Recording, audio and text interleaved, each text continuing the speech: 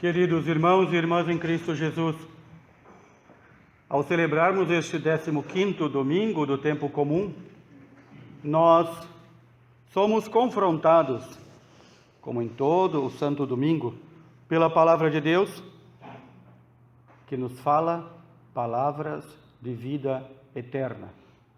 A Palavra de Deus não é algo que nós ouvimos como quem ouve uma notícia, talvez de jornal, de rádio assim, passando e deixa passar. E a gente ouve por cima. Ela só produz o seu efeito se nós realmente a ouvimos, deixamos que ela desça ao nosso coração e depois, com a ajuda da graça de Deus, produzimos frutos dignos desta palavra que ouvimos. Esta palavra, que é a palavra de Deus, não é dirigida aos animais, às plantas, às coisas. É dirigida a nós, filhos de Deus. E é este Deus, manso e humilde de coração, é este Deus amoroso que diz: os meus preceitos, as minhas leis, não são pesadas. E se eu peço que os cumpram, é porque estão bem perto de ti. Quando ouvimos, na primeira leitura no livro do Deuteronômio, o Senhor entregando por meio de Moisés a lei, muitos poderiam dizer: mas esse mandamento está fora do nosso alcance. Os mandamentos estão fora do nosso alcance. E o próprio Senhor Deus, por meio de Moisés, diz: não estão fora do teu alcance. Não estão fora do alcance de ninguém que queira realmente progredir em santidade. Eles estão fora do alcance daqueles que não querem nada com nada. E então, já não poderemos dizer: eu sou fraco, sou pecador, sou humano e por isso não consigo cumprir a lei de Deus.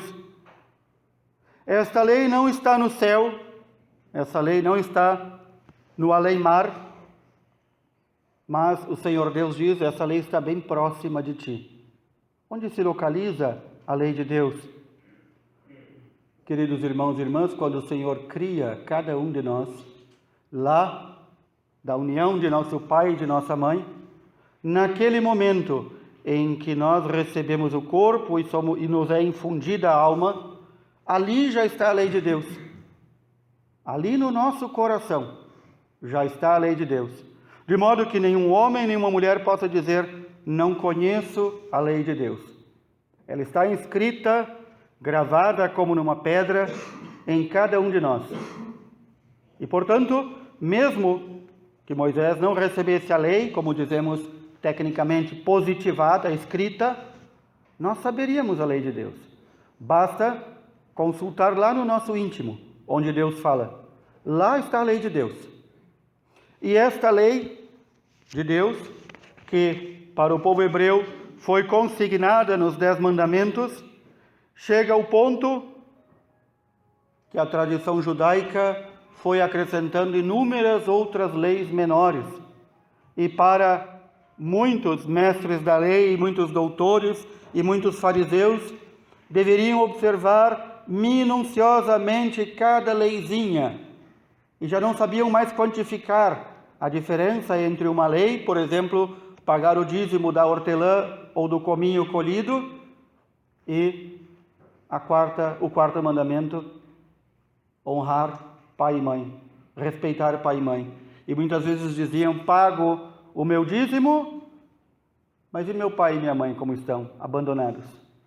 E então já não sabiam quantificar qual é o valor da lei. E então este mestre da lei, querendo pôr Jesus em dificuldade, pergunta: o que é mesmo que eu devo fazer para receber em herança a vida eterna? Essa pergunta não é uma pergunta retórica, é uma pergunta que cada um de nós deveria se fazer diariamente. O que é mesmo que eu devo fazer para herdar a vida eterna? Porque, infelizmente, em nosso tempo, subjaz um pensamento de que todos vão para o céu. Todos. Que todos nós recebemos já uma morada preparada por Cristo, isto é da nossa fé. É o que Cristo ensinou. Todos nós já recebemos uma morada. Todos nós já temos preparado um lugar para nós, todos nós que fomos batizados. Mas isso não quer dizer que todos nós vamos receber essa morada, que vamos lá receber. E então é a pergunta que cada uma que segue a Cristo deve se fazer diariamente. Diante desta situação, diante deste momento em que vivo, diante do modo como o mundo está, que devo fazer para herdar a vida eterna? E o Senhor repete a esse mestre da lei. O que diz lá na lei? Amarás a Deus, Senhor, teu Deus, com todo o teu coração, toda a tua alma, toda a tua força e toda a tua inteligência. E ao próximo como a ti mesmo. Aqui o Senhor consignou toda a lei de Moisés, toda a lei de Deus, toda a lei da tradição judaica em duas únicas leis. Amarás o Senhor teu Deus. Não é de qualquer forma. Não é dizer amo a Deus, mas vivo como se Deus não existisse. A grande maioria diz isso. Eu amo a Deus. E nós, se olharmos bem as notícias no dia a dia, vamos ver que até os bandidos, quando saem para roubar, fazem sinal da cruz, rezam e dizem que amam a Deus. Que Deus é esse que não conhece? Não é Deus nenhum.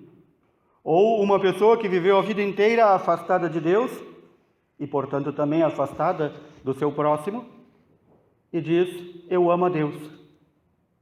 São João nos vai dizer isto, aquele discípulo predileto do Senhor, o mais amado, aquele que repousava junto ao coração do Senhor, vai nos dizer, quem diz que ama a Deus, a quem não vê, mas não ama ao seu próximo, é mentiroso. É mentiroso. São João, como os demais apóstolos e como a igreja costuma fazer, não passava pano quente nas coisas, não passava a mãozinha na cabeça, dizia o que tinha que ser dito. E alguém esses dias atrás observava, quando no início da nossa fé, a fé que os apóstolos nos deixaram em Cristo Senhor Jesus, quando no início, os santos padres da igreja, os sacerdotes, os pregadores, pregavam a verdade doía. E hoje que muitos pregam um evangelho da facilidade, um evangelho da porta larga e não da porta estreita. Um evangelho que diz, podes crer em que tu quiser, desde que tu tenhas Jesus como um amigo, como alguém muito querido, como um mestre. Podes misturar qualquer credo. Isso até se ouve hoje em dia, infelizmente. Porque nós tivemos, temos e teremos hereges até o final dos tempos. E os hereges pregam o evangelho da facilidade. Eles não pregam este evangelho que é porta estreita. Eles não pregam este evangelho do Senhor que diz, deves amar o Senhor teu Deus com todo o teu coração, toda a tua alma, toda a tua força e toda a tua inteligência. Ou seja, deves amar o Senhor inteiramente. Não em partes, não em alguns dias, não uma vez por mês, não quando precisas do Senhor. Deves fazer esse exercício diário de saber e dizer a ti mesmo, eu sou filho de Deus, eu fui criado para a vida eterna, eu fui criado para viver com meu Deus. E, portanto, a minha vida aqui tem que ser já o ensaio desta vida. Não é depois. É agora que já se começa a viver a conversão e a salvação. E, portanto, o Senhor tem que estar ou no centro da nossa vida ou não está. O Senhor, por diversas vezes, nos diz na sua palavra, eu sou um Deus ciumento. A palavra ciumento, zeloso, tem dois sentidos. Uma, aquele que cuida. Ninguém pode nos cuidar melhor que o Senhor Deus. Ninguém, nenhum pai, nenhuma mãe. Mas, ao mesmo tempo, ciumento por nós. Ele tem um ciúme. Ele não quer que nenhum de nós seja tocado pelo mal e que nenhum de nós se desvie, porque cada um de nós é precioso ao Senhor, muito precioso. E, portanto, Ele também exige que nosso amor seja integral. Não um amor de cantinhos, não um amor de gavetinhas. Eu preciso do Senhor, tiro ele da gaveta, uso o Senhor, peço ele a sua ajuda e depois enfio o Senhor na gaveta de novo. Porque ele vai me incomodar, ele vai me exigir conversão, ele vai me exigir mudança de vida. Então, engaveto, empacoto, boto o cadeado e esqueço do Senhor. Não pode ser assim. Não é esse o amor que o Senhor quer. E mais, ele nos diz que o amor ao próximo não deve ser um amor humano, um amor filantrópico, que faz o bem para o próximo. Muita gente chega e diz: Padre, eu não faço mal para ninguém. Se a pessoa tomou banho, se a pessoa está limpinha, a mosca também não te faz mal. Nós não fomos chamados a não fazer o mal. Nós somos chamados a amar o próximo como a nós mesmos. Assim como tu te amas, tu deves amar o próximo. Nem mais, nem menos. Não é a outra medida que o Senhor deu. Não há outra medida. Ele diz que assim, no cumprimento destes 2 mandamentos, nós estaremos cumprindo todos os demais. E se não cumprimos estes 2 mandamentos, então não cumprimos nenhum outro, por mais que tenhamos feito. É exigente? Sim, porque o amor é exigente. Amor verdadeiro é exigente. E amor verdadeiro é recíproco. Eu não posso dizer que Deus me ama, saber que Deus me ama e não amá-lo. Lá no Natal, nós cantamos muitas vezes, contemplando o menino Jesus. Ele tanto nos amou, como não haveremos de amá-lo? Tanto nos amou, como não haveremos de amá-lo? E por isso o Senhor coloca aqui esta pergunta ao mestre da lei. Quando ele ouve, amarás o teu próximo como a ti mesmo, ele pergunta, mas quem é o meu próximo? Porque para o mestre da lei, para o judeu mais observante e fariseu, o próximo era aquele da sua relação. O meu amigo de grupo, o meu amigo de movimento, o meu amigo de igreja, o meu amigo que pensa igual a mim, esse era o próximo. E todos os demais estavam condenados, porque não me eram próximos. Lembremos que o Senhor no Evangelho nos diz que o nosso amor ao próximo deve ser de tal forma que ame aqueles que nos perseguem, aqueles que nos odeiam, aqueles que se declaram nossos inimigos. Esse é o amor ao próximo. E que mérito há, diz o Senhor, em amar aqueles que nos amam? Que mérito há nisso? Não há mérito algum. Não é mais que obrigação amar aqueles que nos amam. Mas há uma obrigação maior. E por isso o Senhor faz esta comparação, esta parábola. Do homem que ia de Jerusalém para Jericó e cai na mão dos assaltantes e é ali torturado, roubado, apedrejado, deixado semi-morto na beira da estrada, à beira da estrada. E diz o Senhor, passou por ali um sacerdote do templo. Os sacerdotes ouvindo isso devem ter ficado furiosos com o Senhor. Passou um sacerdote, nem olhou, passou reto. Passou por ali um levita, aquele outro que servia no templo, também nem olhou. Passou adiante. Quem é que passa por ali e socorre este homem? Um samaritano. Notem que o Senhor coloca um samaritano. Aqueles que viviam na Samaria, os judeus e os samaritanos viviam em pé de guerra e se odiavam mutuamente. E o Senhor disse, foi esse samaritano que, sem perguntar quem era aquele que estava atirado à beira do caminho, que o recolheu, colocou no seu próprio animal, colocou óleo e vinho nas suas feridas, o levou a uma estalagem, a uma pensão, pagou para que fosse cuidado e disse, quando eu voltar eu pagarei se tiver mais alguma dívida. Foi este samaritano. Muitas vezes se fala, nós também somos igreja samaritana. Não porque nós viemos da Samaria, mas um comportamento que deveríamos tomar como exemplo deste samaritano. A nós na igreja, mais do que aqueles que estão fora da igreja, Cabe este comportamento, se quisermos sermos filhos de Deus, dignos filhos de Deus. Acolher, sustentar, curar, lavar as feridas daqueles que precisam, daqueles que chegam a nós. E por isso nós, ao vermos um irmão que chega, estropiado, caído, demolido, amolado, como muitos dizem, então nós devemos acolhê-lo. Acolhê-lo. Ah, mas aquele lá não está ainda no mesmo nível que eu. Pois ele não é para estar no mesmo nível que tu. Ele está no nível dele. E ele vai subir gradativamente se for acolhido. Esta acolhida de que fala o Senhor, este recolher o irmão do chão, muitas vezes é mal entendido. Se pensa que acolher na igreja é ficar alguém na porta dizendo, seja bem-vindo. Ora, eu não gosto nada disso, seja bem-vindo. A igreja é minha também. Eu também sou daqui. Por que eu vou ser bem-vindo? Eu já estou na minha casa.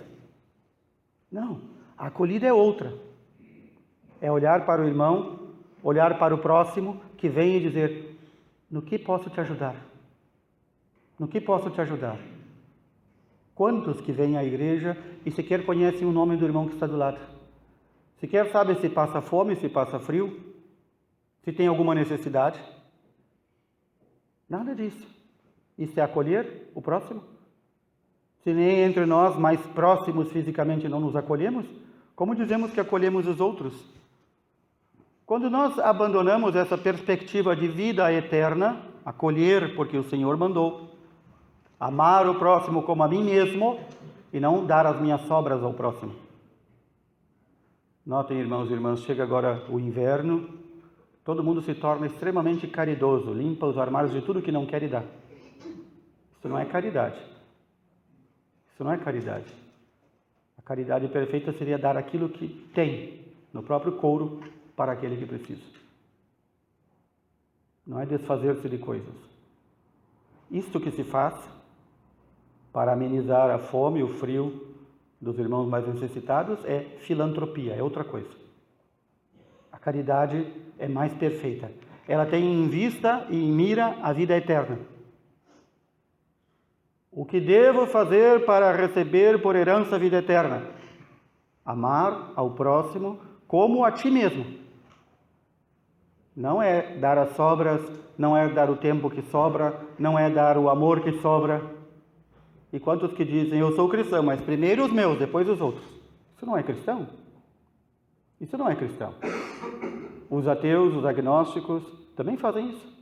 Amam os seus e depois, se sobrar tempo e sobrar alguma coisa, os outros.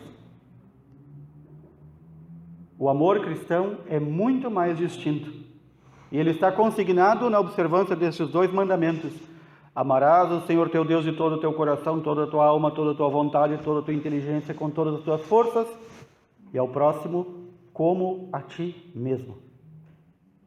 Certamente que nós, pelo nosso orgulho, pelas nossas mazelas pessoais que cada um de nós tem, pelos nossos pecados, nós não conseguimos cumprir estes mandamentos sozinhos, mas o Senhor não nos ordena nada que nós não possamos cumprir. E então ele diz, aonde te falta, complementa, reforça a minha graça. E portanto a oração. A oração é o primeiro dever do cristão. Do amanhecer ao final do dia. Por isso diz o Senhor, rezem sem cessar para não desfalecer. Porque nós desfalecemos. Se nós ficamos sem o alimento corporal, se ficamos sem a comida do dia a dia, nós vamos desfalecer, mais cedo ou mais tarde, vamos desmaiar, desabar. Pois o Senhor diz, se nós ficamos sem a oração, nós desabamos. E aquilo que nós aprendemos do Senhor, que é caridade, acabamos fazendo mal feito e sendo apenas filantropos, amigos dos outros humanos, ou amigos dos animais, ou tantas outras coisas assim, nos dias de hoje. Mas não fazemos com a verdadeira caridade. Nós já não conseguimos amar a Deus sobre todas as coisas. Nós já não conseguimos amar ao próximo como a si mesmo. Nós não conseguimos. Por quê? Porque o nosso orgulho, o nosso egoísmo é maior. E onde há o orgulho e o egoísmo? Naqueles que não tiram seu tempo para a oração, naqueles que não vivem em união com o Senhor. Então o orgulho se instala. Então a arrogância, a prepotência se instala. E então nós já não conseguimos mais fazer o verdadeiro bem ordenado pelo Senhor. Fazemos uma coisa assim mal feita, muitas vezes até para aparecer para os outros, e achamos que estamos fazendo o bem, que estamos fazendo a caridade. O Senhor não pede aqui, no confronto com o irmão, com o próximo, a caridade. Ele pede o amor, que é mais ainda. Além do amor, ele pede algo muito maior. E ele não pede algo que ele já não tenha feito conosco e não faz diariamente. Ele pede misericórdia. Misericórdia. Miser quer dizer pobre. Córdia, cardia, vem de coração, significa fazer teu coração pobre igual àquele do outro. Ou seja, rebaixar-te para melhor servir ao outro. Isso é ter misericórdia. Ter misericórdia não é ter pena. Pena a gente tem de uma árvore que caiu, de uma planta que quebrou, de um cachorro que foi atropelado. Do próximo nós não temos pena, nós devemos ter misericórdia. E a misericórdia comporta fazer-se pequeno como o outro, para poder dali do chão de onde o outro está, levantá-lo. Por isso, o Senhor nos diz: haverá um juízo sem misericórdia para aqueles que não tiveram misericórdia. Se nós olharmos os critérios que o Senhor coloca para o nosso julgamento, eu tive fome, me destes de comer, tive sede, e por aí vai. Nós conhecemos. Esses são os critérios. Dar ao outro aquilo que ele necessita. Ir ao encontro do outro, como este samaritano, levantar este outro, o próximo, atirado no chão, espancado, sujo, colocá-lo no nosso próprio animal. O animal aqui também é um símbolo do próprio corpo, ou seja, carregar o nosso irmão. Carregar o nosso irmão, curá-lo, dar os primeiros curativos e ajudá-lo para que possa voltar a viver entre nós. Essa é a tarefa da misericórdia. Essa é a tarefa que compete a cada um de nós. Que, repito, nós sozinhos não somos capazes de fazer. O nosso orgulho e a nossa desobediência, que também estão escritos lá, desde a desobediência de Adão e Eva, não nos deixam fazer isso. Bate alguém 1, 2 horas da manhã na nossa casa e nós nos enrolamos na coberta e fazemos de conta que não ouvimos. E dizemos assim intimamente: que vem amanhã. Que vem amanhã. Isso não é hora de estar na casa dos outros pedindo. Então, para isso, precisamos do auxílio da graça de Deus. E é isso que queremos pedir também nessa Santa Missa, que o Senhor nos ajude na nossa conversão, para que realmente possamos amar o Senhor, nosso Deus, com todo o nosso coração, com toda a nossa alma, com toda a nossa inteligência, com toda a nossa força, e ao próximo como a si próprio, como a si mesmo. Essa é a chave para herdar a vida eterna. Louvado seja nosso Senhor Jesus Cristo. Para sempre.